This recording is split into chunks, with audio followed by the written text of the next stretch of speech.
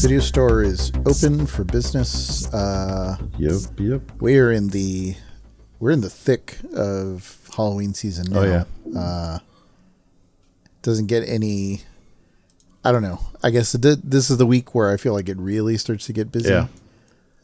Yeah. My neighbor, half my neighborhood has already got tombstones out and ghosts in the trees, and somebody down at the corner definitely has a Home Depot credit card because they've got the big 10-foot, 12-foot fucking skeleton. Yeah, it's over the house thing. It's impressive.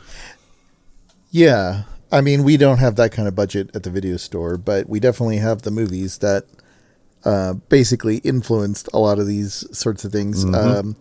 I guess I should probably say, I don't even remember if we did this in the last episode, but no, we did. My name is Eli. I'm one of the co-owners of Top Shelf Video. And that would make me Jaime, the other co-owner. Yeah. And like I said, we've been super busy with weekend rentals and all that good stuff. And we're going to go over, I guess. Well, it's kind of funny because, as a matter of fact, I mean, of the time of this recording, I should say, I'm sure you're familiar with AMC's Fear Fest. Yes. Where they always show all all the good stuff for the month. So tonight, they're showing Nightmare on Elm Street, the first one. Oh, really? And then I think they're showing Jason versus Freddy as a double feature, and it's being hosted by Joe Bob Briggs on Fear Fest. So they're showing that tonight, and we're gonna talk about Nightmare on Elm Street. I think Nightmare on Elm Street, the original, is, I mean, as good as it gets. I mean, if you're trying to define the horror genre, I don't think it gets any bigger than Freddy Krueger, in the original. Well, it's funny because I was listening when I was having dinner a little bit of what Joe Bob was saying. Technically he was not Freddy Krueger in the first one; he was just Fred Krueger. I actually think that it's in this third movie is when he actually gets the moniker Freddy. And we'll talk about that during the movie and when I think that kind of happens. But yeah, just because the one that they're showing tonight, which I was thinking I can't think of any other horror icon silhouette, weapon, or thing that is more iconic than the knife, the glove, the bladed glove, the Freddy glove with the knives. I will say it doesn't seem like the most effective weapon.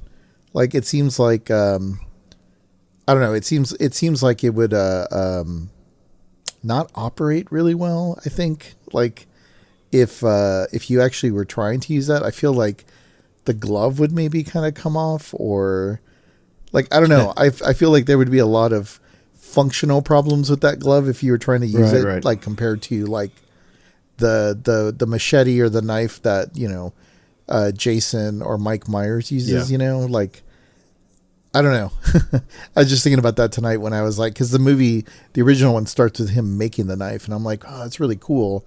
But then functionally, I was like, I don't know if that would work really well. I feel like either the knife would break or you would maybe snap a finger, but I don't know. Yeah. It does seem a little impractical, but if it was meant to just, stir up fear in the kids that he was, kidnapping or murdering terrorizing in the beginning then I guess I could, it's more of the fear factor of it, I suppose.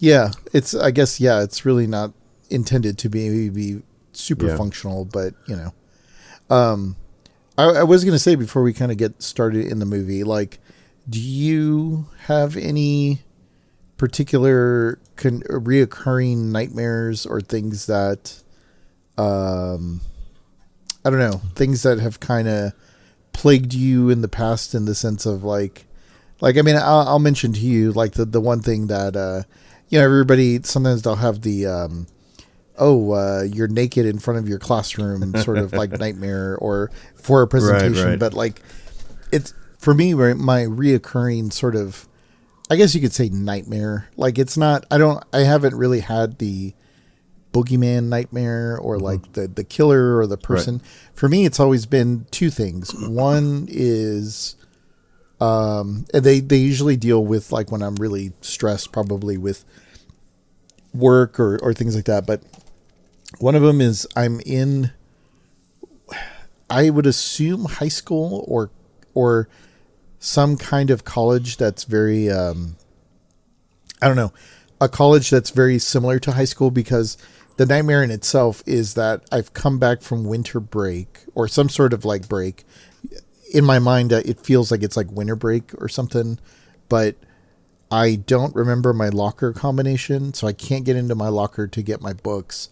And then also, I don't remember where my classes are in a school that I've been in. So like, I'm like, I don't know where classroom 315 is, and I'm like panicking because I'm like going into one building and then it's not the right building, right. Because I'm such a person that like, mental mapping is like a big thing for me. So like when I see things, I can easily put them back together. Right. And if I forget them, then I start to panic, you know? Mm-hmm. So like in my nightmares, I guess you could say, like I'm desperately trying to remember my locker combination. Right. Well, it's also the locker combination, and it's also where the locker is, like the locker number and which one it is. Cause again, like for whatever reason, visually, I can't seem to find where that is. And then in a similar way, the other like sort of nightmare that I guess I kind of have is, relates to, going to the airport and being held up like by other factors that I can't sort of control. Right. And so like, I'm desperately like trying to catch a like connecting flight or something, like a connecting flight or something where. So it's just that anxiety, I'm like constantly of time and like things not like being functionally like operating well. Right, you know what I mean? Like those are the things that, especially the high school one with like not finding the classroom or the, being overly anxious about that kind of stuff. Those things like I'll wake up and I'm like, oh man, like that's crazy. Yeah. Which in some ways I kind of wish I had a Freddy nightmare instead, because those other ones feel very more, like they feel more very real. Yeah. Cause that's real. That's real world shit you got going on there.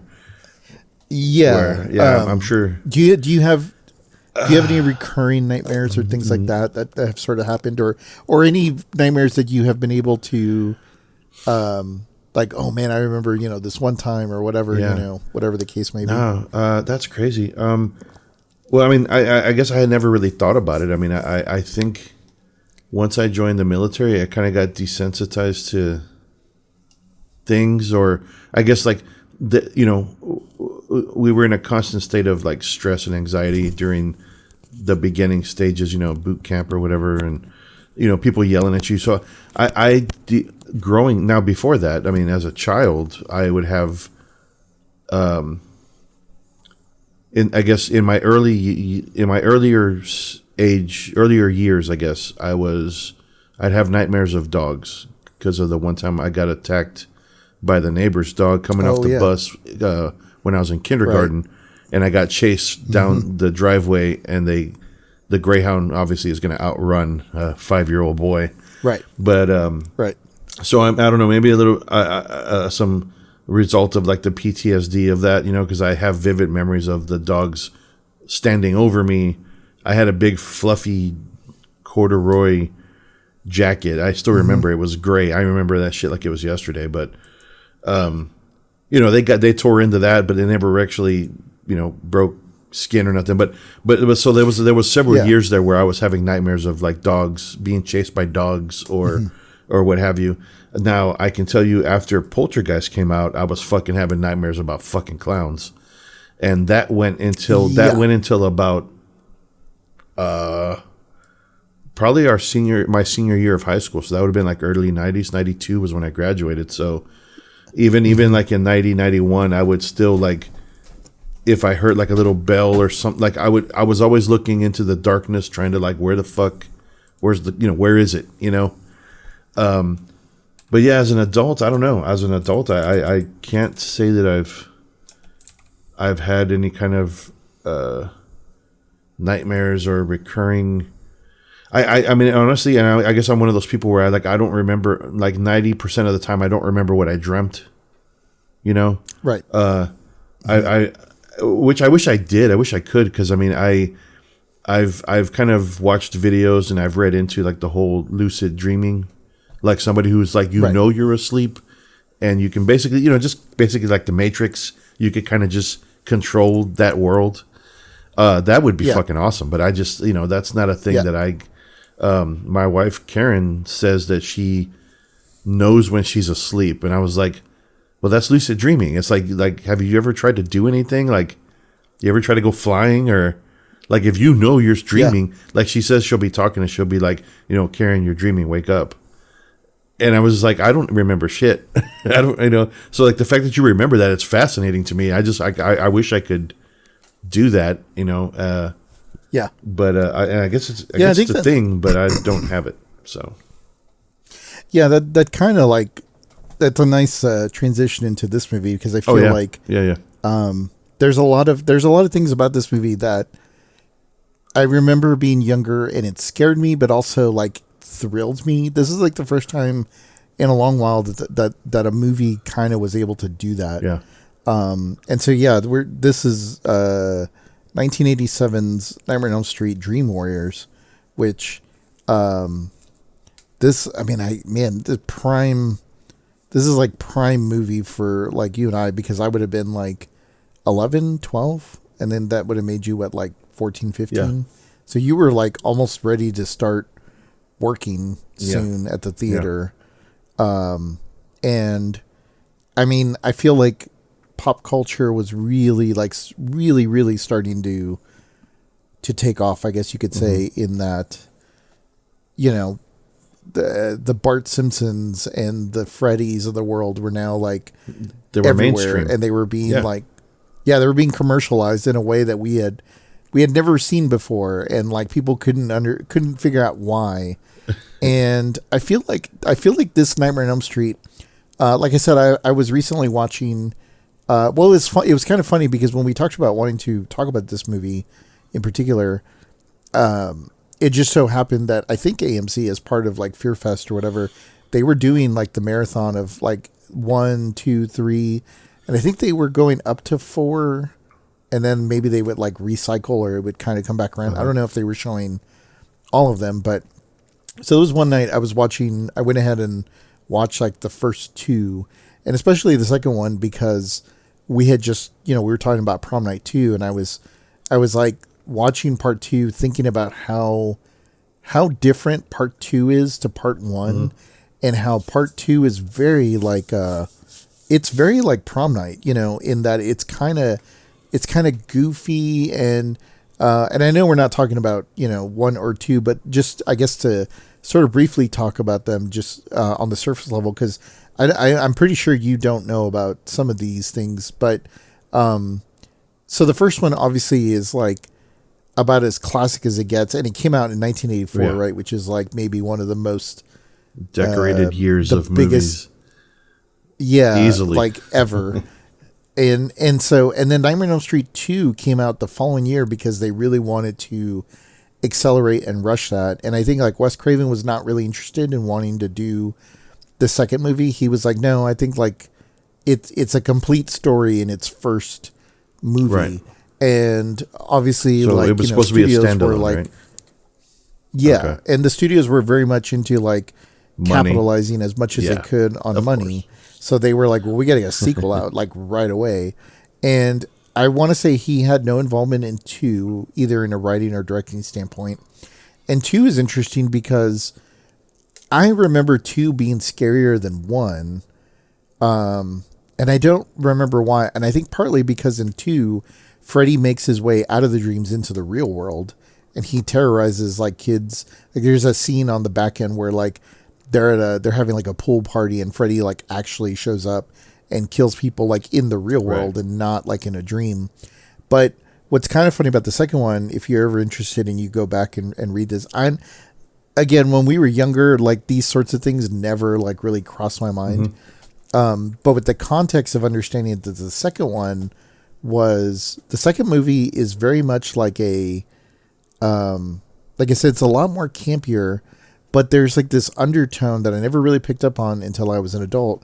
And it was sort of confirmed when I went to one of the horror conventions, but it's a very like the main actor in that story. He's a gay actor, and he talks about how, like, you know, when he was when he was a young person in Hollywood, he didn't want to come out as being gay because people were being very like isolating to people like that. It's like, oh, we can't have like gay actors or whatever. You know, they weren't basically getting work.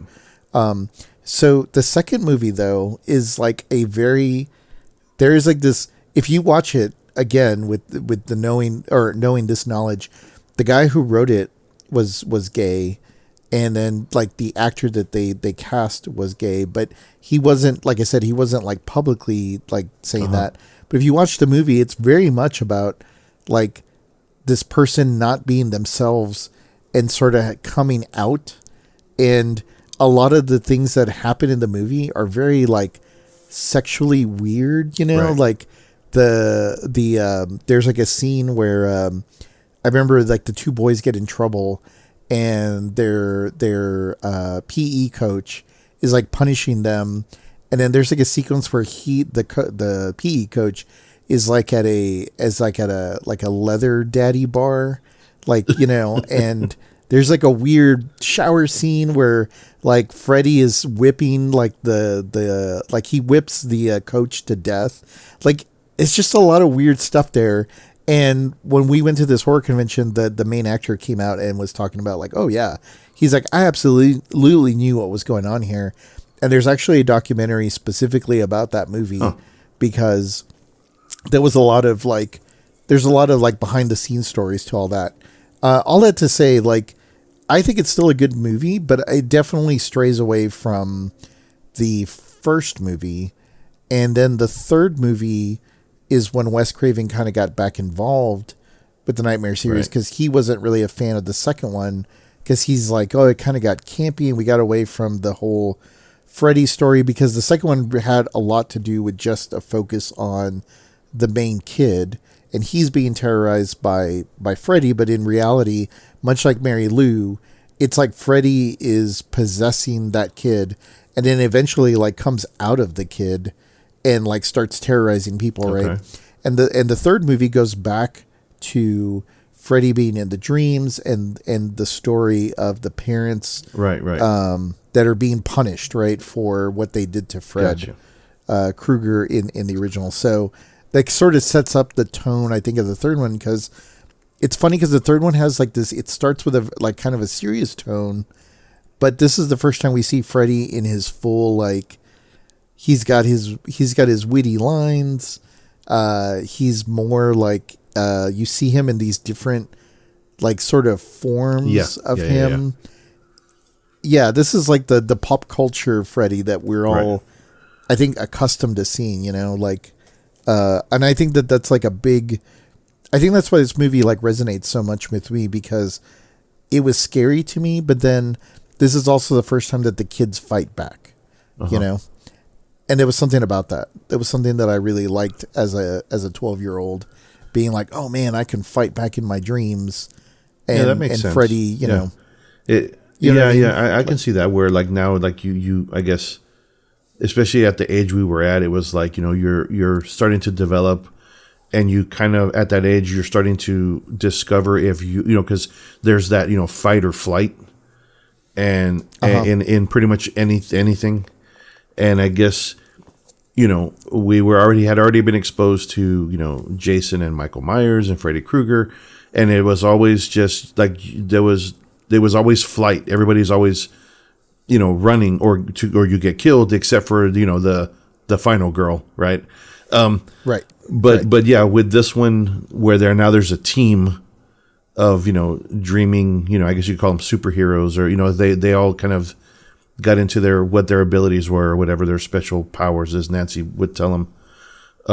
But yeah, it's basically, they like there's a group that chooses to fight rather than the flight, so. Yeah, yeah. It definitely made it interesting. Fun. It was cool. It was a good. It was a good movie. Yeah, and I feel like a lot of that before we start talking about the movie itself, like I for some reason I thought this movie was directed by Wes Craven, but he doesn't direct another Nightmare on Elm Street until the new Nightmare, which comes out like almost like 20 years later or 15 years later. But it is interesting because the people like the guy who directed this, Chuck Russell, who's like pretty well known in the horror genre himself for like other things, but like he did, I mean, also not only like horror movies, but he did like the Scorpion King, and I want to say he did like some Arnold Schwarzenegger movies and a couple other things that like he was like a pretty solid director. But the writers for this, like Wes Craven, like developed a story and helped with the writing on this. But Frank Darabont, who the guy who was, I mean, he was involved in the first season of The Walking Dead, and he's also like The Mist and whatchamacallit, the Shawshank Redemption. Oh, okay. Like Frank Darabont is like, I mean, a big time like creative writer, and for him to pair up with like Wes Craven, I really liked a lot of the backstory in this and a lot of the development. Mm-hmm. But it is kind of funny, like how, because I know you and I talk about music all the time. The one thing that I love about the Nightmare on Elm Street series is like obviously the little catch theme, like the little chime, or the little like the theme, like the Freddy theme, I guess, if you will. Like every time they start talking about like Freddy, they always play that little like the very familiar, sort of theme that we hear. But then the rest of the music in this was kind of like, it felt very like, I don't know how to describe it other than like, it was very like a MIDI, like sort of feel. Like it almost felt like a guy with a Casio keyboard, like just kind of playing all the parts, right. Because there were times where it felt very like cartoony, and then there are other parts where it just kind of sounded kind of cheap. And I found that very like jarring to some degree, but then it would be mixed in with like the theme, like Freddy's theme, and then it would be like, oh, we're kind of back to the main, sort of scariness, because this movie starts with a lot of like nightmare stuff, which I think is really cool and kind of creepy, where we get to see the main girl in this, who's a Kristen, who's played by Patricia Arquette, which I forgot it was Patricia Arquette because we've been watching that show Severance, and she's in that show, and she's obviously very young in this show, but she's great in this, and then she's replaced in the sequel, even though it's the same character. It's kind of weird. And then obviously like Robert Englund is Freddy Krueger. I love the character of Kincaid. We'll talk about him later. And yeah, so the movie starts with like Kristen, and it's like that whole like nightmare sequence that she's starting to have, that I guess kind of leads to her like slitting her own wrists, but it's partly because she's having nightmares of Freddy, and in the house and everything. And I kind of forgot about that opening sequence. Like it's really good. Like it's really good, and it's really creepy. Like that whole first 20 minutes of the movie is just her having all these nightmares, and like I think that's when we see like I think like I think that's kind of the first time we see the tricycle in a lot of the advertisement of this as well too. Like there's that red tricycle. Oh, that's right. It comes out by itself, but she does see it multiple times when she sees the little girl in the front of the house before she goes in. Mm-hmm. The tricycle. I remember that. I had a note of that. Like when it melts, like the effects were cool. Yeah. Like when it kind of looks like it's just kind of melts in there. Yeah, I would say like all the effects and kill scenes in this movie in particular, it seems like a bunch of like mid 25-year-olds like having a lot of fun, like figuring out different ways to do really cool things, because like it's funny because when we're talking about like Prom Night 2, there were some really cool effects there, and it's almost like these guys are like the if Prom Night 2 was sort of the RC Cola of visual effects, like this is obviously like the Coca-Cola, like the real thing. Right. Because a lot of the effects here were just like you were saying, I remember the tricycle like melts, like self melts down. Yeah. Like I have no idea how they did that. Like that's really cool. And it's creepy, right? Because like the tricycle in itself is already creepy, but then seeing it sort of like melt or sort of like collapse in on itself. Yeah. Like I have no idea how they did that. Even now, like looking at it, it's like, that is super cool. And then like she's in the house, like running around from Freddy, and she has the classic, I guess, running in place, and her feet like are stuck in the like in the tar or the mud or something, so she can't move, which I think a lot of people talk about having that as a nightmare. He really hits hard on the things that people feel when they're having like these nightmare events. The first 20 minutes of the movie like is really just Kristen having all these like nightmares that eventually lead her being put into like a I don't know, it's like a, they don't really describe it well. It's like it's like a psychiatric ward. I mean, it's yeah, but it's funny because it is a psychiatric ward, but it's very specific to people that are like having nightmares, or I don't know if they're underage, or like, I mean, the fact that they have like a doctor that's like very specifically there for the purpose of like sleeping and right sleep, like these whatever events that they're sort of describing. Like it's kind of weird and sort of funny. I mean, it obviously it all plays into the movie itself, but yeah, the first 20 minutes of this movie is really, really solid. And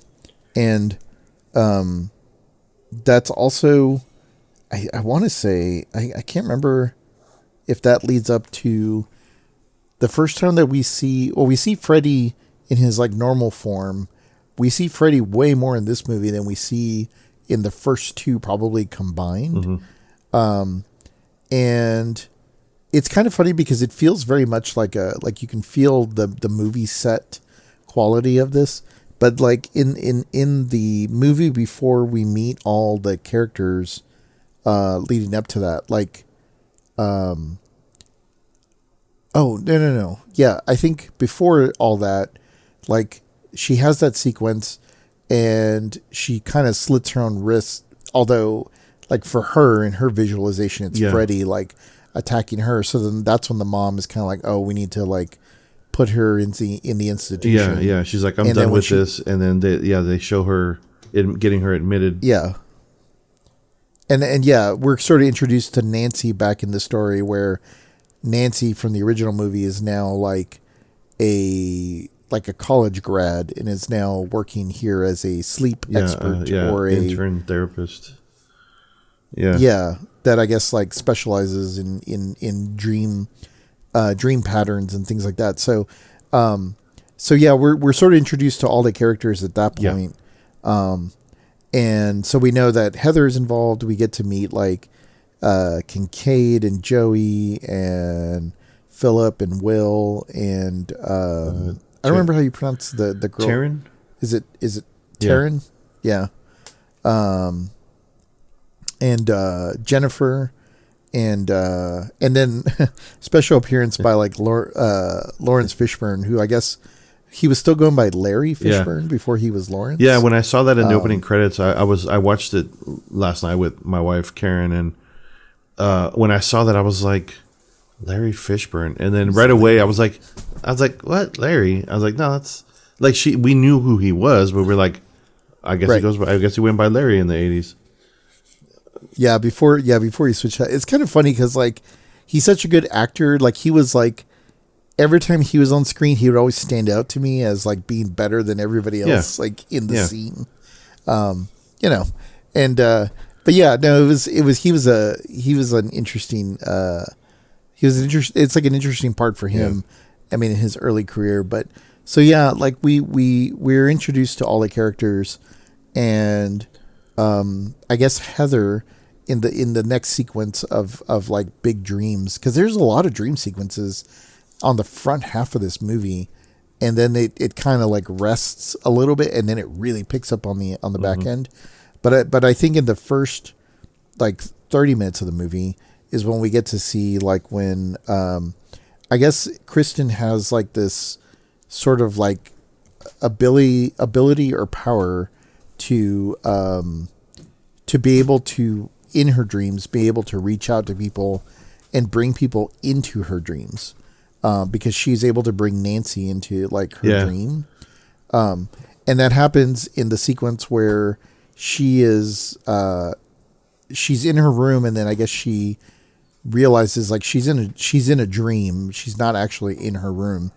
And that whole sequence is actually really cool, the way all that like camera tricks and whatnot play out. But it eventually leads to her being in a room in the house, I guess like in the original Elm Street house. But like that's the first time we see like the Freddy Krueger in his different forms. Like yeah. And man, I will never forget when the Freddy worm sort of thing that like the giant head that like sort of pulls her out of the ground and then like starts like sort of like swallowing. Yeah, like a snake. Man, that was really like, as a kid, that really freaked me out. Like, because it looked so real, you know? And that's what I was saying, like, in comparison to the Prom Night 2, you know? Like, these guys were like, okay, that was pretty good, but we're going to do way better than that. And, like, to me, whatever the hell that worm Freddy thing was, because then it almost, like, tries to swallow her up, but she was able to call and pulls Nancy from her, like, house into her dream. And then Nancy saves her by, like, hitting Freddy. And then I think she, like, stabs him with glass or something. Yeah. Oh, that's right. Like, right in the eye of that giant worm sort of thing. And that's when, like, Freddy and Nancy, like, almost like the two, like, superheroes, like, they kind of like meet each other. They're like, it's you, you know? Yeah. And it's a very cool sort of like sequel, you know, sort of setup or whatever. But man, that whole sequence, like, I mean, I could probably talk for like 20 minutes about all the cool things, like from the stunt, like, because when you watch that sequence, and I think when I watched it last night, you know, I had also watched it recently and seen that sequence, like where it like the Freddy worm or snake or whatever sort of grabs the person out of the ground and it lifts up and then it falls.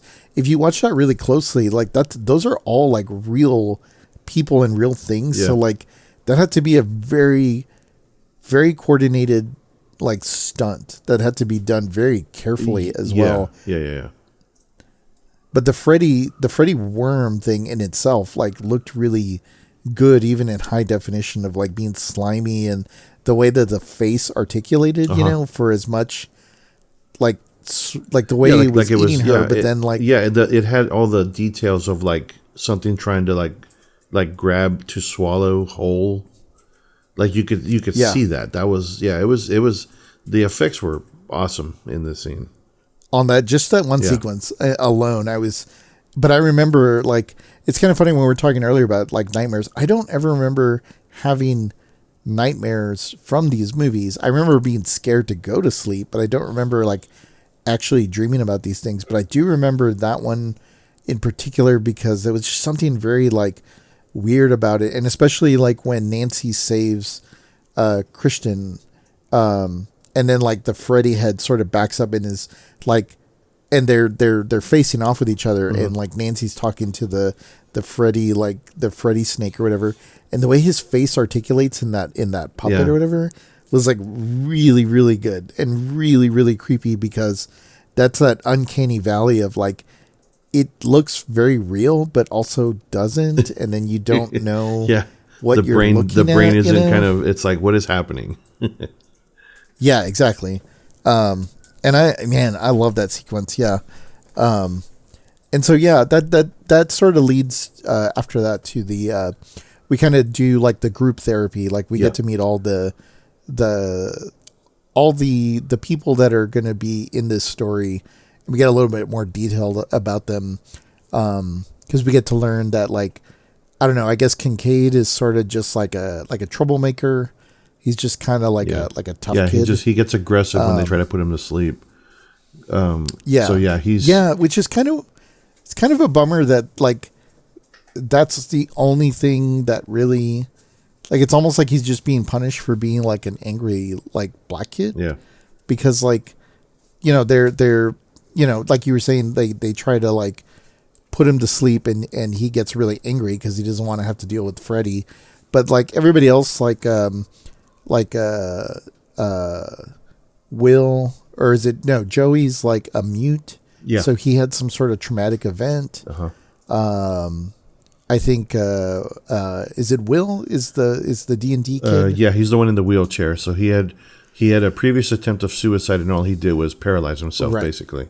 I guess he didn't. And so, like, I guess fortunately, I guess depending on how you look at it, he didn't succeed in his suicide attempt, but he was, confined to a wheelchair. So, right, exactly. And then, like, the same thing with Philip. He also tried to hurt himself, I guess. That's right. Yeah, he was the one, I think, had his wrists. He had the cuts on his arm. Because he was making the puppets, and they wouldn't let him have, like, a knife to do any sort of... everything was like carving a puppet. Yeah. That's right. Taryn was the one dealing with drug addiction. Drugs. Yeah. I don't remember what they said about, because I remember when they were talking to Jennifer, I for some reason I only remember her saying that she was going to be an actress in Hollywood, but I don't remember what led her. Like, I missed, or I don't recall what her thing was. Yeah, I don't think that they really go in. I don't remember either, like, them saying other than, like, she's like, I don't know. It's kind of funny because, like, they sort of play on the very stereotype 80s, like, oh, kids are just, like, they cause problems, so we just kind of, like, throw them into the loony bin, you know? Because, like, even the mother of Kristen is just like, well, she started acting shitty when I took away her credit cards. Like, oh, yeah, I mean, she was, like, such a non-caring bitch, man. Like, when she was being interviewed by Nancy. And she was like, when she made that comment, I'm like, damn, like not really showing concern for the kid. It was like she was an inconvenience. Exactly. Like, it's funny how the 80s, like the 80s, I don't know if you would say, like, the Reagan era conservative, like, parent were definitely stereotypes in this movie, because they were just as, like, mean and terrible villains as Freddy was, because that mom was like that, and then I feel like the head nurse woman was also like that, and Dr. Sims. There was just, like, this attitude of, like, kids are just problems, and so, like, the way you deal with problematic kids is just to put lock them away, lock them up, and then that's the solution, sort of thing. Sedate them and throw them in a room, and so, we learn about those. We learn about those kids, and then it's funny because, like, we also learn about, like, it's funny because I'm pretty sure you and I think most of us and our friends kind of connected with, like, Will, the D&D kid, even though I guess in rewatching it, it was like, I guess they couldn't say D&D because that's a licensed product. But he was the wizard master. Yeah. And I remember there's a scene where they're playing. In the room. They got like a map on the bed. Yeah. And he's sitting on the side, and he does have his DM screen. It said Wizard Master. Wizard Master. Yeah, exactly. And I was like, oh, okay. Like, I realized now that being in the business of entertainment stuff that, you got to license that. License and copyrights. Probably and shit, did not. Yeah, they definitely did not have the money for that. Then we see the whole. I mean, really, there's like a whole sequence of just like really cool kills, which I guess we can kind of talk about those, because I think one of the other kind of cool ones that happens shortly thereafter is I think is it Yeah, Philip? I think Philip's the first one to go. Yeah. Yeah, the first one to go. And I remember, like, this is really where the over the topness of like these special effects and these kills kind of come in. Of like, you know, he creates puppets, and so Freddy uses that against him with like in a really really cool effect. I mean, I don't know how you felt or you remember this one when we were younger, but like seeing the veins being pulled out of the kid's like arms and legs as like making him the marionette, you know, sort of that was intense character. Man. Rewatching it, I was like, fuck. I mean, you know, for that split second, because obviously as an adult, right, you know, it's not real, but for that split second, it was like I was a kid again, because I was like I could almost like for a second I could feel like the sensation of that happening, and I'm just like I got the chills. I was like, "Ooh, man." And then the scene plays out. I was like, "Fuck!" I was like, "Okay, yeah, I remember this now." It started to come there's back like to a couple me. scenes. There's a couple scenes where you see like his feet, like close-ups of the feet, and you can see like the veins coming out, and the like, skin's just kind of peeled back. So the close-ups were. It was a really good. Definitely an appreciation for the special effects guys. Yeah, and I meant to look who did the special effects. I wouldn't be surprised if it was like K&B, the guys who, you know, worked on pretty much everything from like The Walking Dead to, because if it was Frank Darabont involved in this, I know he did a lot of stuff with those guys. But but I think this was like also the first. I mean, besides the snake worm thing. Like also like the giant Freddy that's like sort of being the puppet master over the marionette. Like this is really what the first time, because we didn't see anything like that in the first one or the second one.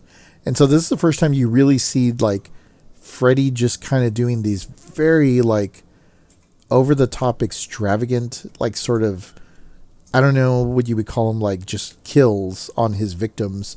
Because, I mean, I remember seeing that. It's like, man, Freddy's like the size of King Kong, right? Because he's controlling the kid all the way up to the top of the, I guess like the church or wherever that space is that he eventually. Oh it looked like a bell tower or something.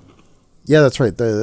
Actually, it is the sanitarium that's across the street from the hospital. Oh, yeah, that's right. Because that comes into play later. Yeah, it does. Yeah, I forgot.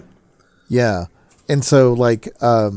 Seeing that whole sequence, and then he slices like the veins, which, you know, causes him to sort of fall off the ledge. Like I just remember, like, it's so weird how like as a young kid, that in itself is scary, and I don't know if because they were really hitting on dream-like sort of things, but when you watch it as an adult or somebody who's got more, I don't know, visual space of like those sorts of things, you find it more kind of comical, but also like kind of neat instead of like scary, you know? Like I would be kind of curious what a young person might think of this, because they might be like, oh, that's silly. You know, it doesn't even look real. But I think when we saw it as young people, it was like, man, that was really messed up. Like, you know, it's a very cool effect, but also like, there was something just very like enticing about it, you know?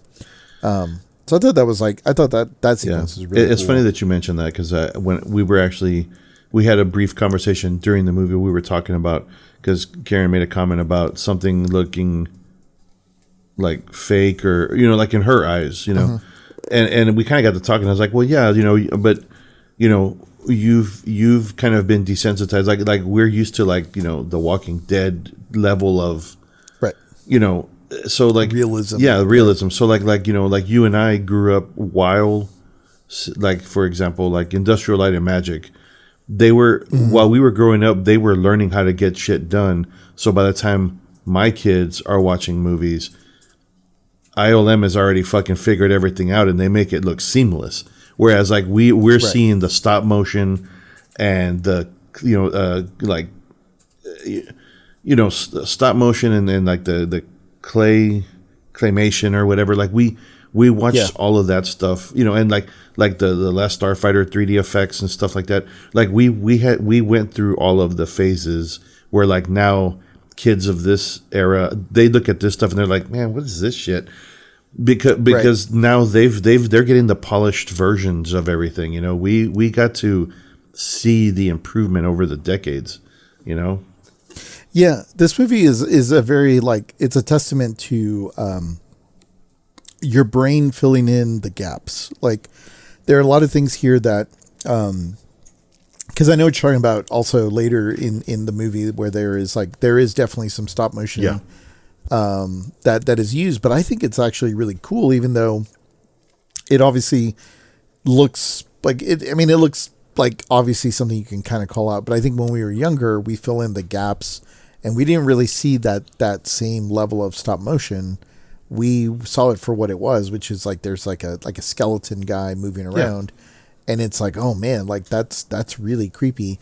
And then like nowadays, like we've gotten so good at visual effects that like we've taken away a little bit of the imagination because like we can do that, right? Like it's now very possible to do those things, and I really think that in a lot of ways, like when used effectively, you should be using, you know, visual effects when you can, but you should probably leave more for the imagination than actually seeing some of those things, because your imagination is much worse than anything you could put on the screen, you know, like, and I feel like this movie, like it goes back and forth over that line because like, you know, there's silly stuff, you know, like the worm snake thing, but then you have like the giant Freddy, which he looks like the way he does, you know, and it's just like, you know, I thought those effects were really good, and then seeing the veins and all stuff, like it just kind of, when you compile it all together, it's really cool. And I think that's what makes this movie kind of special, because I mean, honestly, we can talk about just really all the other death scenes, because the only other thing I will say, like after the death of like Philip, and kind of going back to like how adults are really shitty, like when they're doing group therapy, they're all like, yeah, he was a coward, like he killed himself. That was some bullshit. Like, that's not very doctorly to say. I was about to say, like as a therapist, you shouldn't really just be like, oh, he was a coward, he couldn't handle it, so he's better off, and that's not you guys. And I'm just like, what the fuck? Like that's not really what you would say to young people, especially that are potentially suicidal. That was really messed up. Is the way that I saw that. But yeah, so then there's like this a sequence, continued sequences of events, because after that, like Jennifer can't sleep, so she's like, I got to stay up and watch TV, and then that's the first time that we see again, we see like a very like, it almost feels like an over the topness of like Freddy doing his thing, because that's when she's watching TV, and who is it? Oh, it's Dick Cavett. I thought that was hilarious that they're in the credits for that little scene. Yeah, Zsa Zsa Gabor with Zsa Zsa Gabor, and that whole sequence, you know, and it's kind of funny because I think that like that's where these guys really excelled in like making things extra creepy, because like, I mean, you and I grew up with like Johnny Carson, and for sure. I remember watching some Dick Cavett shows, and I mean just all those like late night shows or the variety shows or whatever. And so the fact that we saw them in this movie, and then he like turns into Freddy and kills like Zsa Zsa Gabor, that shit's funny. Like it crossed that threshold of like I don't know. There was something that like grounds it to people like us. Yeah, it made it like it brought something from the real world into this fictional world. Because like I was like, I know who Dick Cavett is. You know, like it looked like a talk show. You know, and so then he's like, "Can I ask you a question?" And he's like, "Who gives a fuck?" And he fucking who gives a fuck? What you think? And then like kills her. And I remember like now seeing it now, it's funny and we laugh. But I remember seeing that as a kid. I was like, whoa, like Freddy somehow made his way into the TV. Yeah. Like this is getting out of control, you know, like it's really interesting because he really took that angle I guess in the writing of like Freddy's everywhere and there's no escaping him. So like you don't know when you're dreaming, you know, because she didn't know that she was dreaming. She thought she was still awake watching TV. She even tried to like put the cigarette out on her hand in order to keep her awake. And it is kind of funny because this is the first time I feel like we get like Freddy with attitude, because this is the one where she walks up to the TV and then Freddy comes out of the TV and grabs her and because she wanted to be in movies.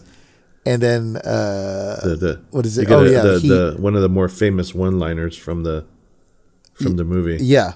I feel like this is the most famous like one-liner of Freddy, the "Welcome to Primetime, bitch," and then like slams her into the TV, which again kind of seemed funny, like watching it in retrospect. But I remember seeing it as a kid, being like, "Oh man, like he's coming out of like."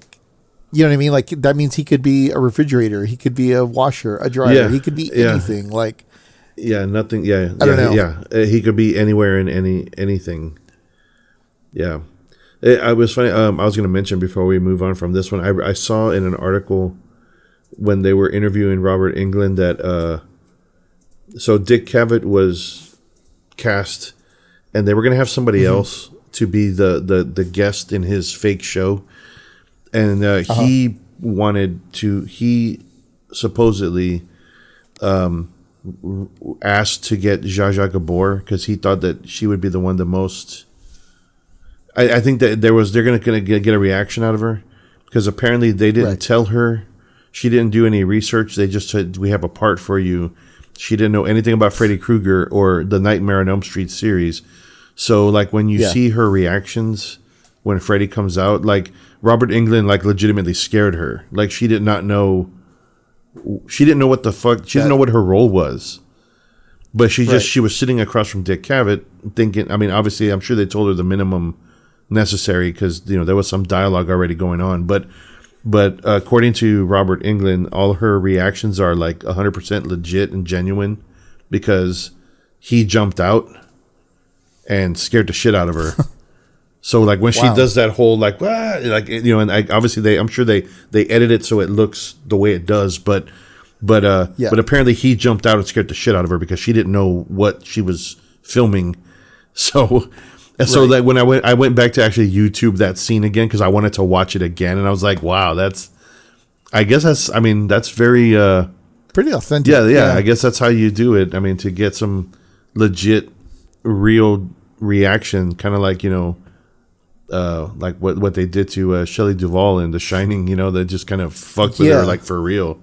So when it kind of goes back to this time period, right? Like in 1987, like television and stuff was really starting to take off where I think we're starting to get the Geraldo, sort of shows and we're kind of getting our first taste of like television celebrities. And so like Zsa Zsa Gabor was really only known for being like a bitchy actress, and like I can't think of any movies that she was actually in. Yeah, I couldn't either. I couldn't tell you, but she was come to mind. Young, beautiful actress. I remember her just being she was just like a TV celebrity. For me, is what I remember of her being like that sort of person on those sorts of shows. No, like, she was one of those that was like married like 7, 8, 9 times or something. Like that generation's Joan Collins or J-Lo or whatever, whoever they were at the time. But yeah, she was, I don't know. I just thought the reaction, I guess going back when I saw it a second time, I was like, oh, okay, that's cool that they messed with her. Yeah. Yeah. I didn't know that. That's actually, I kind of like that because I think there's one other, I guess you could say like guest appearance that we'll talk about a little bit later, or not even a guest appearance, but the one thing that I remember about this movie that I actually really like. But after that sequence, we actually get the backstory of Freddy. Of like, we see the nun that's walking around. That the doctor Neil, is it Neil? Neil Gordon. Neil sees this nun that's walking around, which is kind of funny. She's kind of like the Batman of like the movie because like she just kind of like appears every now and then like vanishes just as fast. And she kind of gives the backstory of like the sanitarium that's across the street from there, about how there was a nurse who was locked up overnight or over the holidays or something. Oh, that's right, over the holidays. And they didn't realize that she was locked up in there, and she was like basically left with all these men who basically just had their way with her. Yeah. And I guess spawned, the baby Freddy. Yeah. Which is it was a pretty like, I mean, that's like for as lighthearted, I guess you could say, that the first half of this movie is kind of, the weird, sort of Freddy with the primetime bitch and like the puppet master and all stuff. And then you get this really like deep story about where Freddy comes from and why he's so evil. Yeah. And it's just like, damn, that's like, that's really dark. Way dark. Yeah. But it makes sense. I mean, I guess once you get the backstory of how he came to be, then it kind of like, oh, okay, that's why we have this crazy psycho person that was, murdering kids, that led to the whole lynching and the, now he's like the supernatural version of Freddy. Yeah. Yeah, it really fits in well, obviously, with like the sort of fairy tale aspect of like where Freddy comes from. Like, because they refer to him as the boogeyman in this movie. I don't know if they do in the first one, but this is like the first time that it really kind of gets brought up. In a lot of ways, this movie like fills in a lot of the gaps from the first two movies of like the Freddy like mythos, and really does a lot of like story building of like where this will go in future versions. And I don't know, I think that's kind of cool. It's kind of funny because I do know, I remember reading somewhere that like technically Freddy is a demon. Like he's taken on, like obviously he was a person, but I guess in coming back, like he's technically like a demon, which kind of again had me thinking of the D&D thing of like, he does kind of seem like a demon character with a lot of like abilities, right? Yeah. Like when you really think about what Freddy is, in that he's able to haunt through the dreams, like nothing he did when he was still like a living person gave him those abilities. So like, it's my understanding in the lore or whatever is like, because he went to hell or he's stuck in purgatory between there and hell, that like a demon has somehow like I guess like mixed himself with Freddy, and Freddy was already a bad like soul, so that it almost like makes it that much more powerful. And there's stuff like that, but it does make me think of like him being a really great D&D villain, right, that you would have to fight against, because he has all these abilities to shapeshift and like he can be 5 times taller than he actually is, or he can turn into a snake, or he can do this, he can do that. I mean, like, you know what I mean? Like, lots he really has those attributes. Yeah, he'd be a villain that has lots of like, can deal lots of like psychic damage, because he can get into your head, he can mess with your dreams, that's how he, so yeah, there are characters, the campaign that I've been running for like almost 2 years now, it's you start dealing with like mind flayers, and there's very much a lot of like psychic damage, and you can talk to people in their through their mentally or whatever. So I could see something like that coming into play, but for sure.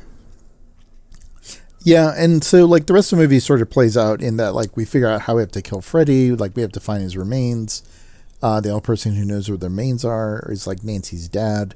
And then the part that I really like that really takes, you to the end of the movie, which is really just the whole, it's, they know that they can use Christian to like bring people into the dreams. And, at that point, I think like Joey is pulled in, like Freddy, like almost takes him hostage in the dreams, and he has. Oh yeah, that's right. Joey's now in a coma. Yeah, he's a coma in real life, because basically he won't wake up from his dream because he's been captured. Yeah, that's right. That's right. I forgot, when they're all trying to do it together, he wanders off. Yeah. With the nurse, who ends up actually being Freddy. being Yeah, Freddy. because they And do so, kind like, of do that. They do drop that nugget in the beginning. He's got a crush on the nurse. So when the nurse kind of gives him the nod, like follow me. So of course he's real quick to just run off and go after the hot nurse. And then it's Freddy with the fucking gross ass tongues and all that shit that like tie him up and stuff. I was like, oh, that's nasty. That's so fucking nasty. That stuff was really like very effective. Oh yeah, it was well done because I mean, even we were both like, both of us as Sam were like, ugh, like that shit's gross. Yeah, but really well done. Yeah, for sure. And so my favorite like kind of whole sequence sort of ends when the whole group decides like they're going to fight Freddy. And like I was saying, I feel like in watching this movie, it all like leads to this climax of like we have the ability to fight. Like we don't have to take it. And so like, I remember that more than anything else in this movie, that like the reason why I wanted to see this movie when I was younger was the idea that like there's like a D&D wizard, there's like a strong dude. Like, do you remember that game Bad Dudes? The arcade game? Oof. It was basically just a dude in blue and a dude in red, and it was like a side scroller, and they're kind of like strong men that would basically just fight. And I think you would fight like ninjas or people that would just kind of come out. I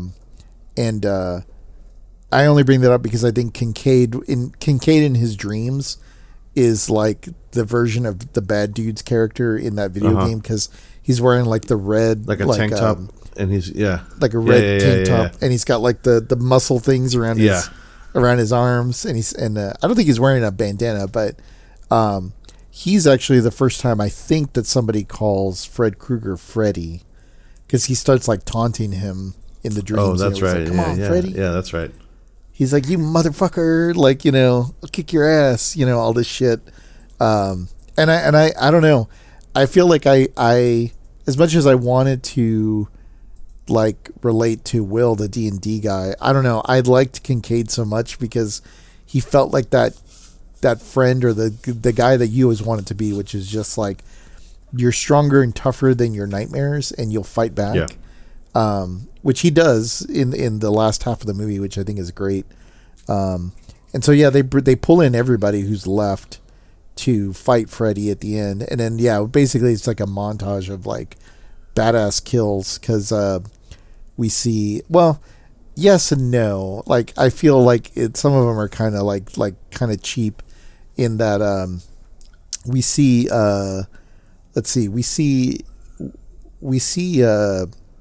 Will get killed, and I honestly, as a D&D guy, like I didn't like the way he died. Like I thought he put up a bigger. I thought it'd be a better fight. I mean, he did, I guess, do some damage, and I like how he's kind of put in that position, like in that hall where he's gotta get away from the decked out wheelchair that's got blades everywhere and shit.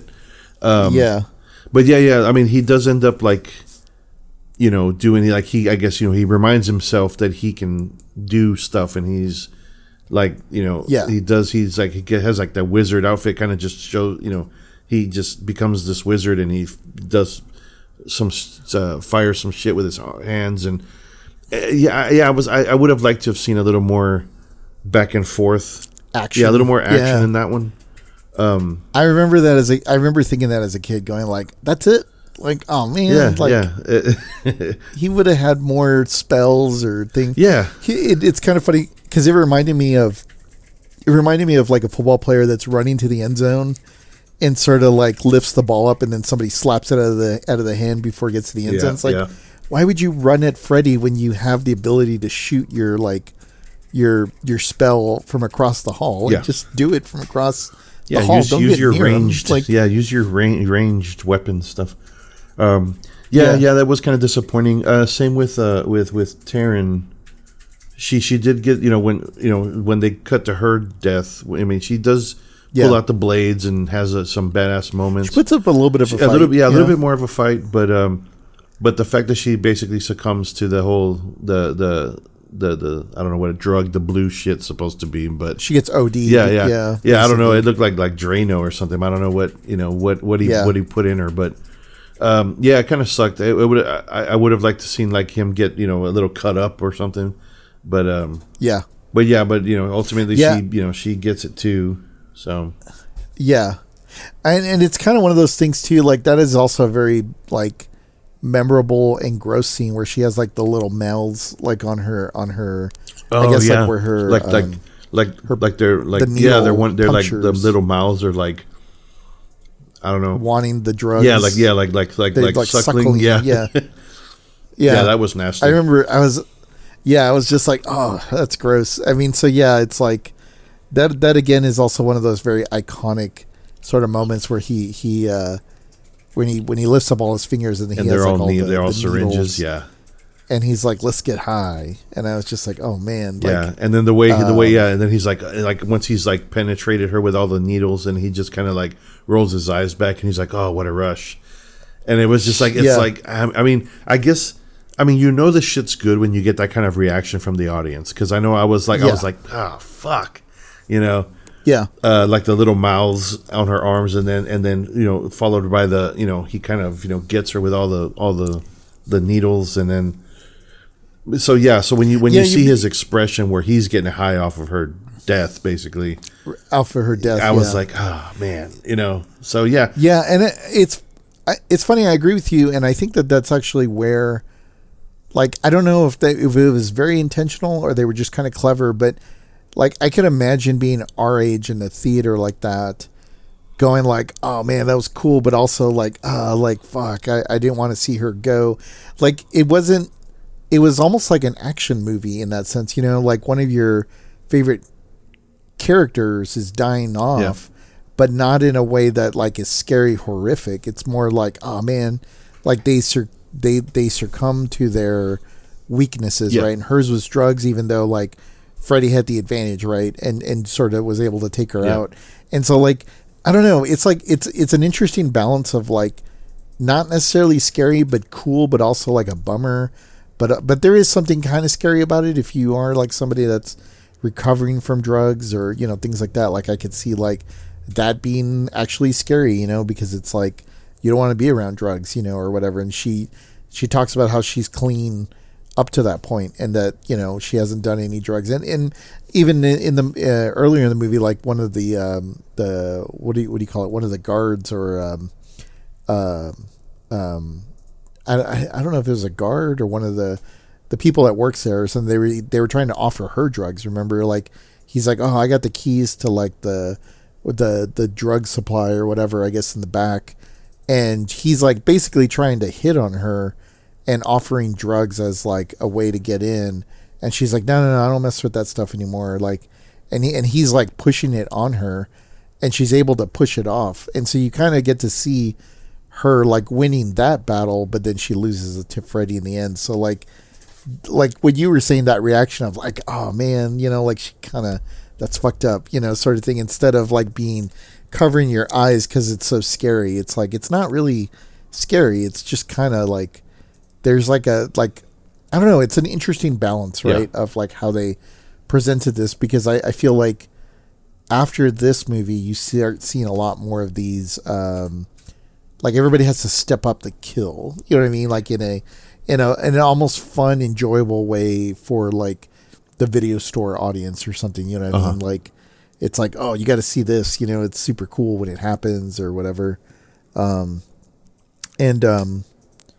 Yeah, I think that kind of leads up to like the final battle where like Freddy is fighting everybody, and then it basically leads like Kincaid. They save Joey. Let's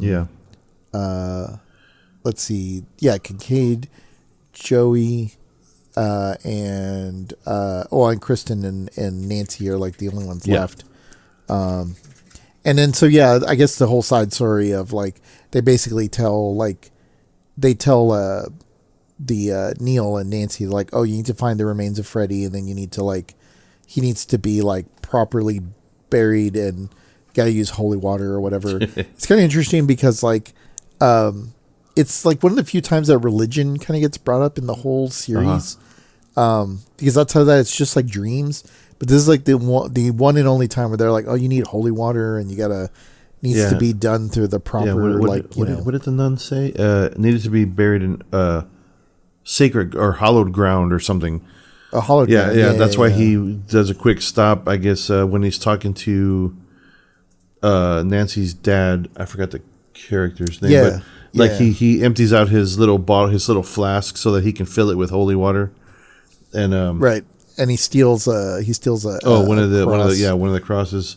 Yeah, that which is funny. That was like it was funny because I wasn't expecting. I don't know if it qualifies as a jump scare, but like when the priest catches him stealing, and the hand comes out. He's like, "Hey, what are you doing?" And I guess I wasn't, because he's in a church. Like, this is they're completely away from the ones that are in the dreams. So right. I'm not expecting anything to happen here. But then when he gets caught stealing the cross or the crucifix, and then the priest just kind of jumps out and be like, "Hey, like, what are you doing?" And it wasn't like a Leatherface jump scare, but it was enough that I was like, because I was totally caught off guard. So I was just like, for a second I was like, oh, what? Okay, yeah, it's not a murder, but but it, and it's funny because the music that I was mentioning earlier, it after that jump scare turns kind of comical, and then he's like, he tries to pay for the holy water and the cross, and he doesn't have any money. He's like, here, take my driver's license. Like, and the priest kind of makes like this sort of like, what? Yeah, like, what am I gonna do with this? What is? Yeah, and so, that all kind of leads up to they fight Freddy's remains, I guess, in the junkyard, and then they are able to bury him. Even though I will say that the stop motion animation in that end sequence with the skeleton, I thought it was really well done, like, for that time period. Yeah. I mean, even now, the way that skeleton looked, I mean, it looked cool. Yeah. It looked very Ray Harryhausen, but I mean, I don't know. I thought it was kind of cool. Yeah. And I mean, you could see the difference, and it was mainly like in the lighting that you could see that there was a difference. But other than that, it seemed. I mean, obviously, it was the size was right. Like, it wasn't. It looked about the size of another male skeleton. But like they were kind of fighting equally, I guess. But the lighting was a little off because you could tell, obviously.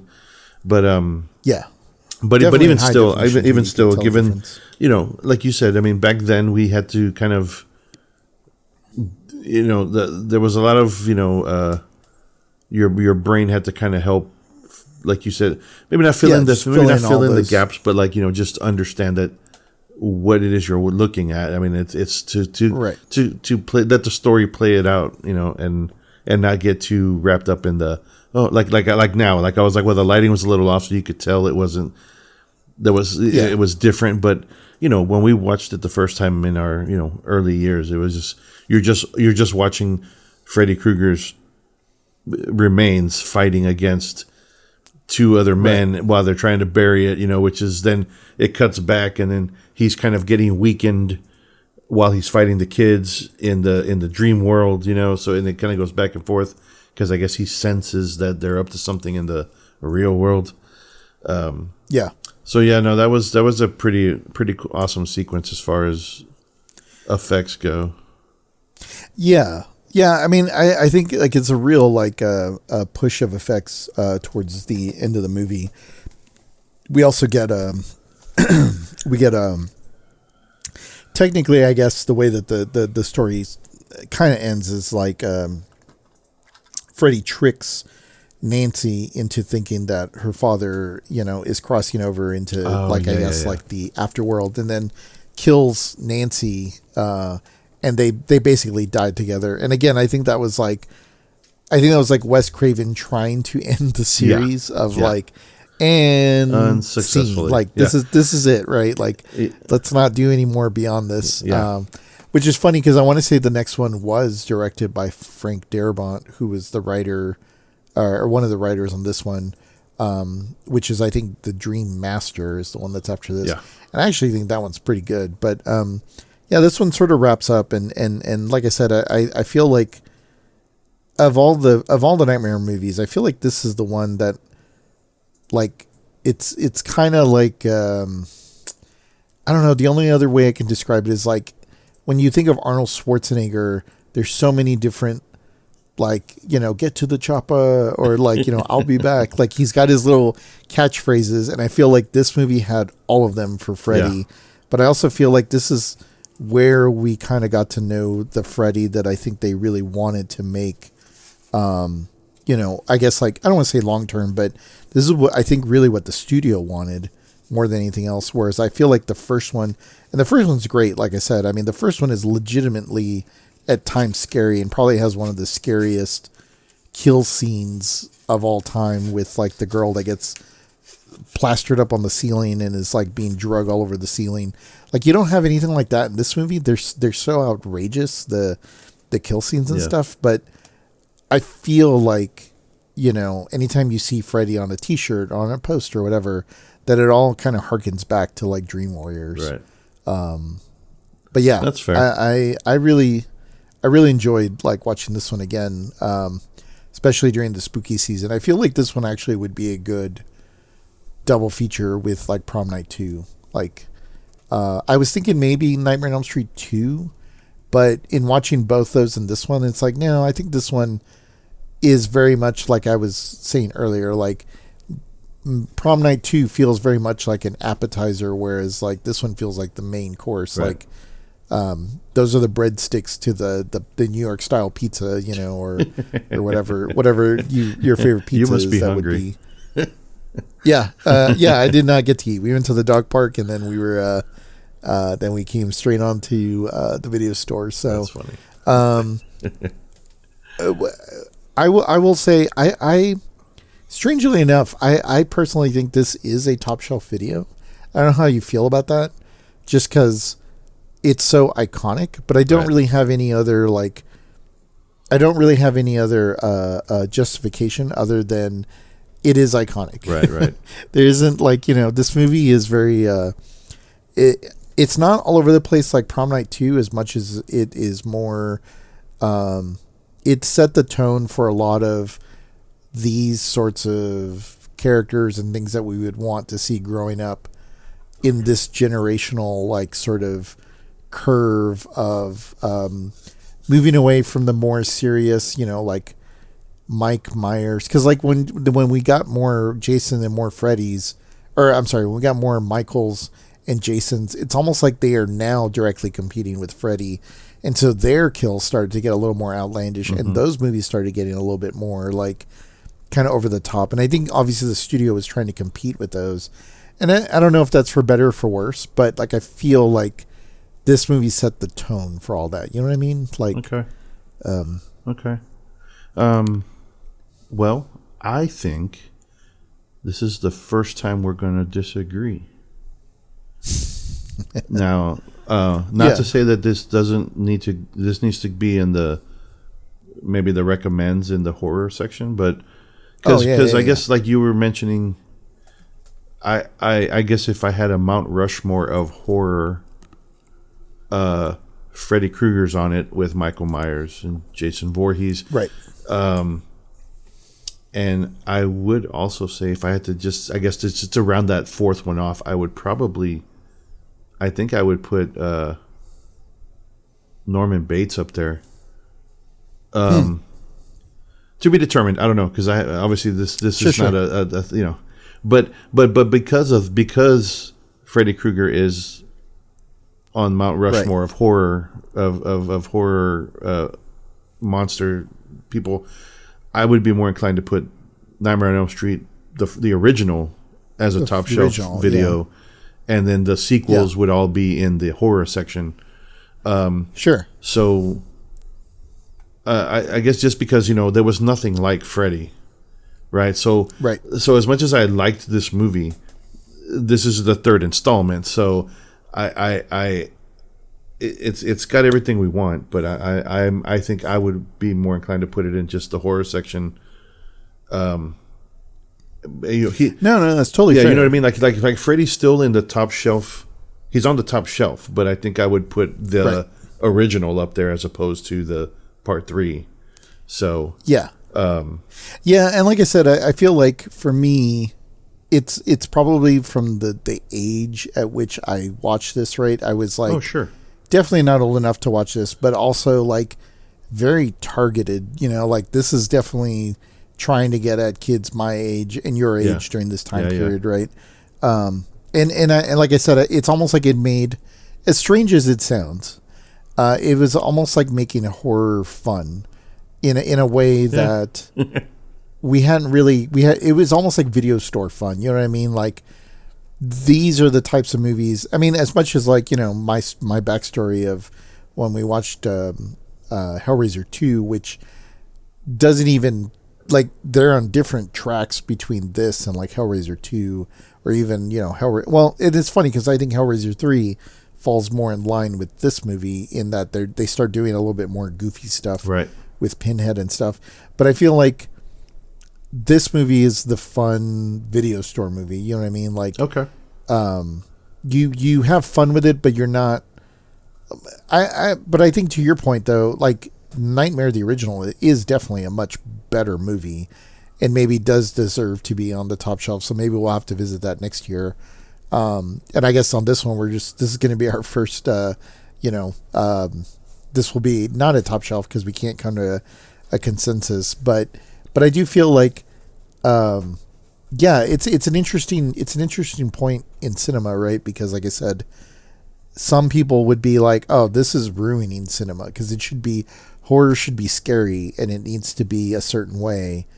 But I think if you grew up in our era, we were, like you were saying, we were learning about all these things on the curve of visual effects getting better and storytelling getting better, and even like cameras and techniques and everything was getting better. Yeah. And we were seeing that happen over time. And I feel like it starts around this time period of like the late 80s into the 90s where like horror is fun. And like now, like nowadays, like horror is very psychological, and it is a lot scarier, and we don't really have as much of this fun Freddy, you know, sort of like goofiness. I mean, right, we do every now and then some splashes of movies like that, but everything is now very like grounded in reality, you know. And sometimes like they call it like elevated horror, which it is, to me, is stupid because it's just a term. It's like, you know, what's wrong with like Nightmare on Elm Street 3, right? It doesn't have to be elevated. It's you know, it's got Zsa Zsa Gabor, and it's got, you know, what else do you need? A bunch of other like kind of gross sequences, you know, like where he lifts up his shirt and he talks about how like the souls, he's stronger. The souls of the he children, gets stronger they're with like every all in his soul. face. Yeah, and yeah, sure, that is definitely not elevated horror. Like that's somebody doing a really cool makeup effect sequence and then going like, we should do that. Like it's just cool. And so I can see where it's debatable that people would say like movies like this have ruined the genre and don't take it seriously. But I think if you were like us at that age in the video store, like this is sugar for us. You know what I mean? Like this is the kind of stuff that we wanted. And so, so this is our first split decision. But well, you know what that means? Totally that means that, we need to get some feedback from our employees or people that are listening, because customers, customer comments. I would like to. Hey, that's a good idea. Yeah. Like, we should call it the comment card. Yeah. I'm down for, like, I mean, honestly, I'm pretty sure they're still on the payroll, but if the Flickers guys, and get around to hearing this, whatever if they say it's top shelf, then I'll concede, and or if they agree with me and think that the original, it's a good idea. You know what I mean? So we can reach out. Yeah. Let's reach out to some of our employees, and I mean, anybody's more than welcome to leave a comment card, and leave their thought of whether this is a top shelf or not, and we can circle back around maybe a little bit later in the year to see where we land on some of this. Yep. But no, I like that. I like that idea. This is because this is the first time we've kind of reached a crossroads of top shelf. Yeah. But Well, then I feel like when it comes to inventory on this one, like I said, I watched this one on AMC on Fright Fest recently. Okay. It is kind of funny because the only thing about the high definition of this that I did notice that I had never noticed before, and when you're seeing it like on a big TV, with sharp color or whatever, when Will dies as the wizard master, you can see the string or the ropes that are holding him up. Oh. When Freddy like sort of jabs him and he's holding him up in the air. Like in that sequence, you can see the rope, like just kind of it's pulling him up. And not that that's a big deal, or whatever, but it was like I never noticed that before.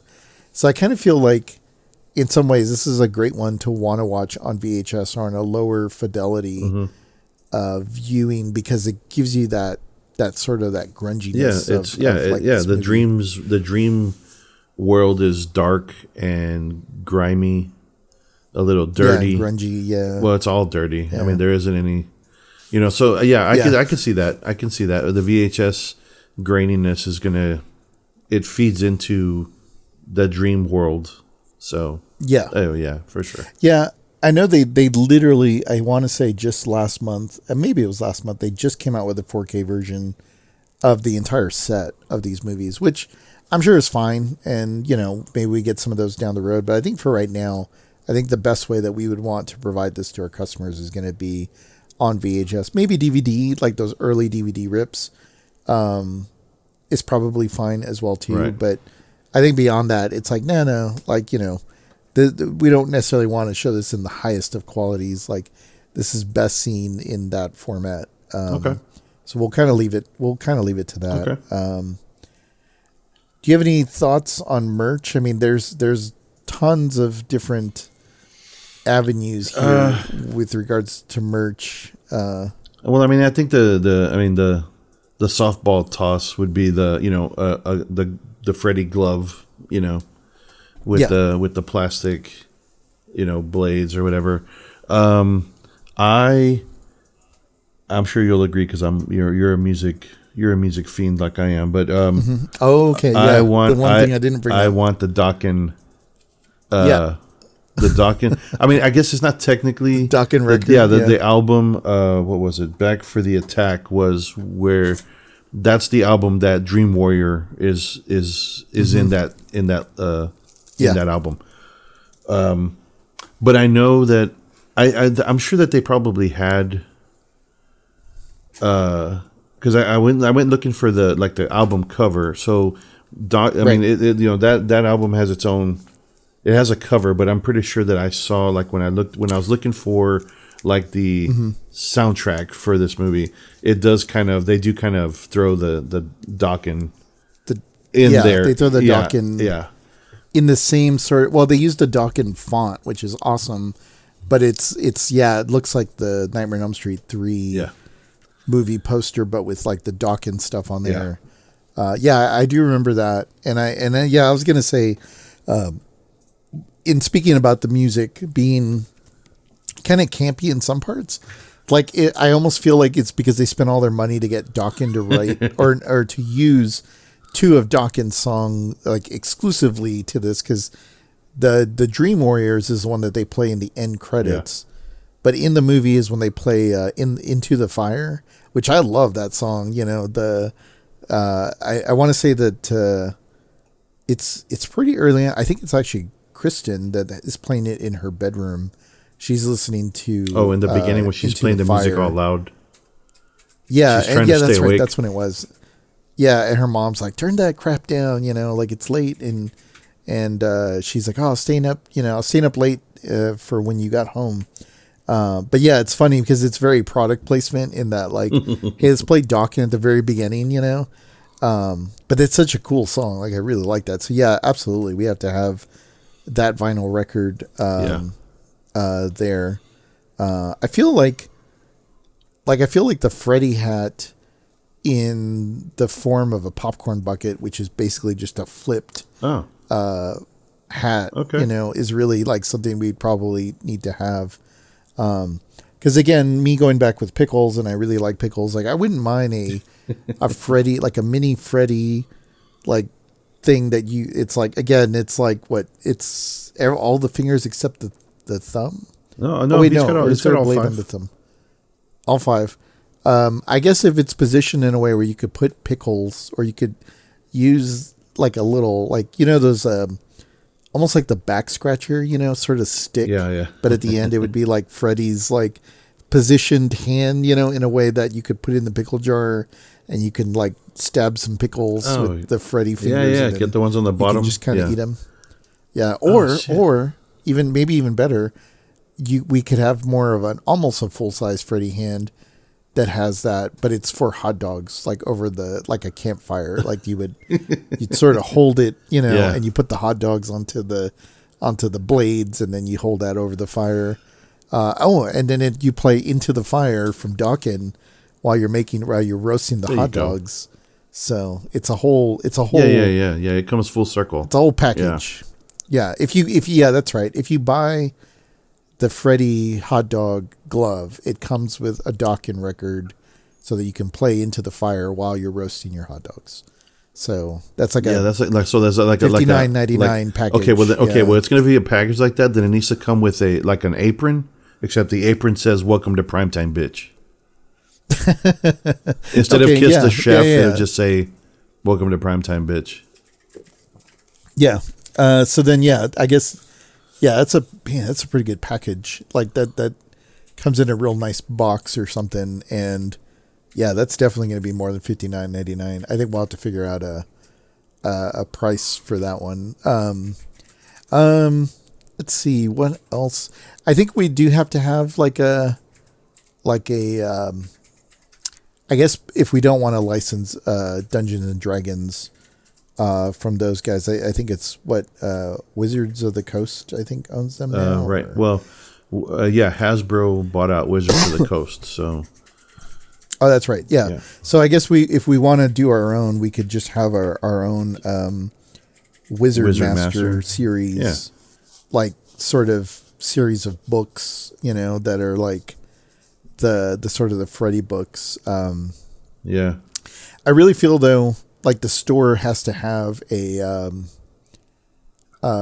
like a standee, like a cardboard standee of the Freddy coming out of the top of the TV with the arms, so that you can take a picture in front of that, like in front of the TV set, which I will add, which I don't know if this was done intentionally, but it was just kind of funny to just kind of go back to the movie. After Jennifer dies with Welcome to Primetime, Bitch, and she gets slammed in the TV. Yeah. There's a sequence later in the movie where I want to say it's before they go into the dream fight, and I want to say they're having like a meeting, or they're doing like a group therapy with like one of the main nurses. But in the background, the TV, like the stain of like the TV burn, is still in the background. That's when they're waiting on Nancy to come back, because Taryn had called her on the payphone, and then she came back. They wouldn't let her see Kristen, so she's like, "Well, I got to say bye to the others," and they were all, "Well, yeah, we got them all hanging out in the TV room or whatever." But there's no fucking TV. It's just like the burnt. There's no TV. It's just the wall is just got like the burnt, like from where the tube blew up. They couldn't even take the time to paint the wall. Like, I mean, it's almost like it's just evident. Like, it's almost just like a reminder that something happened there. Yeah, like a terrible reminder that she got slammed into the TV. Yeah, it's just kind of funny to me that you see that in the background, just like a burnt stain on the wall. Like you can see the shadow of like where the light bulb went off. Yeah. And there's like a perfect TV like shape there. But yeah, I would like to have a standee, of like that Freddy, sort of thing. And then the only other thing that kind of comes to mind is if we had like a version of Hungry Hungry Hippos, but instead of it being the hippos, it's like the Freddy like snake thing. Oh. And when you push the little thing, it's like Freddy's kind of, it's Freddy's head sort of coming out to sort of eat the marbles. Like I could see that. I mean, I don't know if people would want to buy that, but I think it'd be kind of fun to have. Like, even if we had it just in the store. Jeez. I wonder if there'd be a way to do something like that. The heads and just pop off the hippos. Oh yeah, and just replace the heads. Oh man, easy. Yeah, we just have to we just have to reverse engineer that. I'm sure we could do that. And then maybe what you do there is like, we have like a special like one single ball in there, and if you can get it, then you get like a half off a rental. If your Freddy is able to get it before the other ones, get it. Or something. Yeah, I can and see then that. the other ones are just like. The other ones are just souls of children, and then there's like the one, like the Nancy soul or something, And if you can capture Nancy, then you get like 50% off a rental for the weekend or something. But it's only at the time of your next visit, because that was always like the thing where it's like, nope, can't use it this time. On the next visit, we need you to come back the second time. So on your next visit, I feel like that kind of. I'm trying to think if there's anything else. I mean, there were lots of things in the movie that, like I say, could easily be, you could have like a marionette. Yeah, I was about to say marionettes, just of like all the different, all the different characters, or just marionettes in general. Just nothing. Yeah, that could be that could also be another fun, like a standee or like a prop, that you could have. Like over the counter, you have like Freddy with his hand out with the marionette things, and then like the strings kind of come down to like behind where the employees are, so it looks like he's sort of like animating us or whatever. But that could be kind of cool, because that whole sequence was a lot of fun. There's so many things that you could do. It's just there's so many like posters and t-shirts, and I mean, I will say that this poster we definitely have to have in the store, because this is one of the cooler iconic posters I think of like the 80s, of like the eyes with the claw, like the claw kind of coming out. And it's just kind of funny because like the poster, I don't want to say is cooler than the movie, but like the guy's got like he's got a mace, and then the punk girl like is even more punk in the poster. Yeah. And Kincaid has like a bat or something. I don't know if he's got like I was gonna say, I don't know if he has like a pipe or a bat or something.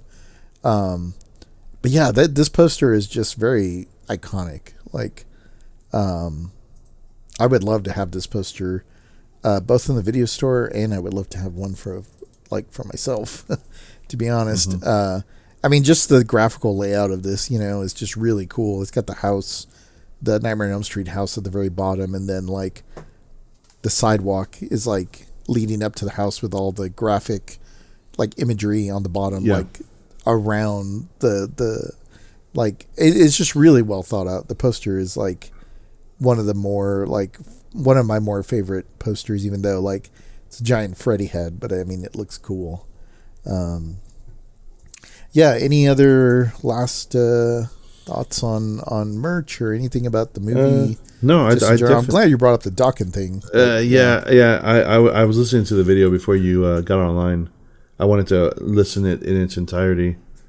Because I was kind of reading up on stuff, but no, I do really like some of your ideas. But gotta have that album. It's funny you say that, because when I was wrapping it up the other night, like I watched the credits all the way through, because that way I could hear the entire song, because that song is just awesome. The Dream Warrior song. Well, that pretty much wraps it up for this episode. This was a lot of fun, and we're definitely gonna be reaching out for those comment cards and feedback we'll reach out to some of our employees. Feel free to shoot us an email and tell us what you think about this movie and whether it should be on the top shelf. You can email us at topshelfvideopodcast@gmail.com. You can leave a comment card on Instagram for Top Shelf Video TX, or on Blue Sky. You can also go to our website, topshelfvideo.com. That will also lead you to other links where you can reach us.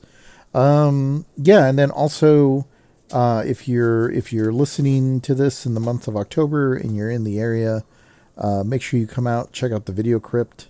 at the Texas Theater for the rest of this month.